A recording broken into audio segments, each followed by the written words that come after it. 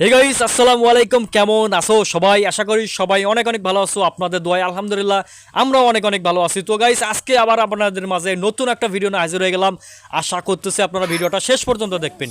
তো গাইস, আজকে আপনাদেরকে দেখাবো আমার গাড়িটা নষ্ট হয়ে গেছিলো, আর সেটা পীরগাছা সাজু মেকারের কাছ থেকে ঠিক করে নেওয়ার পর কত টাকা খরচ হয়েছিল, প্লাস কী কী নষ্ট হয়েছিল সেই ভিডিওগুলো আপনারা দেখতে পারবেন আজকের এই ভিডিওতে।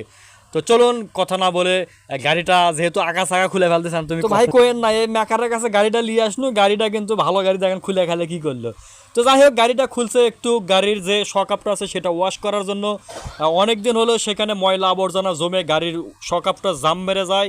তো যার জন্য খুলে কেরোসিনের তেল দিয়ে, তারপরে একটু গিয়ার অয়েল, মোবিল যেটাই বলেন, গ্রিস করে ওয়াশ করে তারপরে কিন্তু শকআপটা আবারও নতুন করে তুলে দেয়। তো যাই হোক, আপনারা দেখতে থাকুন যে কিভাবে তারা গাড়িটার শকআপ ওয়াশ করে।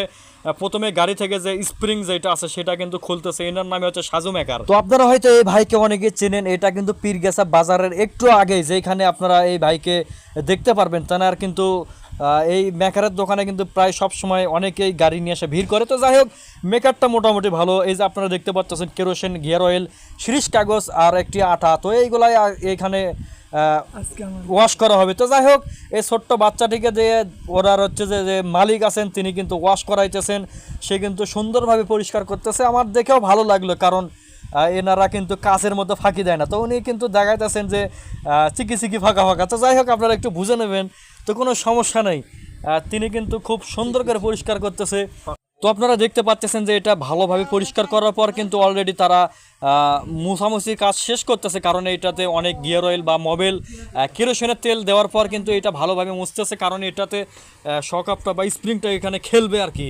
তো এইখানে কিন্তু যদি একটু ময়লা আবর্জনা জমা হয়ে থাকে তাহলে কিন্তু এই স্প্রিংটা, যেটা আমরা বলে থাকি যে স্প্রিংটা খেলবে না, কারণ সেটা জাম মারার কারণে এই ভিতরে স্প্রিংটা দাম লাগে থাকে, যার জন্য আর কি ভালোভাবে কাজ করে না। তো যাই হোক, এটা অনেকক্ষণ তারা চেষ্টা করার পর কিন্তু পরিষ্কার করার পর তারা এটা লাগাইতেছেন। তারপরে তারা গাড়িতে সুন্দরভাবে কিন্তু সেট করে দেবে, কারণ এটা গাড়ির। তো যাই হোক বন্ধুরা, আপনারা দেখতে পাচ্ছেন যে গাড়ির স্প্রিং অর্থাৎ শকআপ কিন্তু লাগানো অলরেডি শেষের দিকে। এবার তারা গাড়ির চাকাটা সেট করে দেবে, কারণ এইটা কিন্তু আমার কয়েকদিন ধরে এমন জ্বালাইতেছে, কি আর বলবো, যে এটা আমি অনেক কষ্ট করে এটাকে ঠিক করে নিলাম, কারণ এটার জন্য আমি ঠিকভাবে গাড়ি চালাইতে পারতেছিলাম না। তো যাই হোক, আপনারা যারা যারা গাড়ি চালান তারা কিন্তু অবশ্যই জানবেন যে শকআপের যদি একটু 19-20 হয় তাহলে কীরকম একটা সমস্যার মধ্যে পড়তে হয়।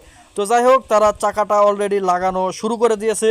তো আপনারা যারা যারা আমাদের ভিডিওটা দেখতেছেন একটু আমাদেরকে সাপোর্ট করবেন, আপনাদের সাপোর্ট পাইলেই আমরা কিন্তু আরও সামনের দিকে এগোতে পারবো ইনশাল্লাহ। আপনারা যারা যারা আমাদের ভিডিওটা দেখতেছেন কমেন্ট করে জানাবেন যে আপনারা কে কোথাতে আমাদের ভিডিওটা দেখতেছেন। তো যাই হোক বন্ধুরা, দেখতে দেখতে কিন্তু গাড়ির চাকাটা অলরেডি লাগানো শেষ। তো এবার আমি গাড়িটা নিচের দিকে নামাইতেছি, কারণ আমাকে তো চেক করতে হবে যে গাড়িটা আদৌ কতটুকু কাজ হয়েছে বা কাজের ফলটা কীরকম, এটা দেখার জন্য আমি গাড়িটা নিচের দিকে নামাইতেছি, বলতে পারেন রাস্তার দিকে। তো যাই হোক দর্শক বন্ধুরা, আজকের ভিডিওটা এই পর্যন্ত, আবারও দেখাবে নতুন কোনো ভিডিওতে। সবাই ভালো থাকুন, সুস্থ থাকুন, খোদা হাফেজ, আসসালামু আলাইকুম ওয়া রাহমাতুল্লাহি ওয়া বারাকাতুহু।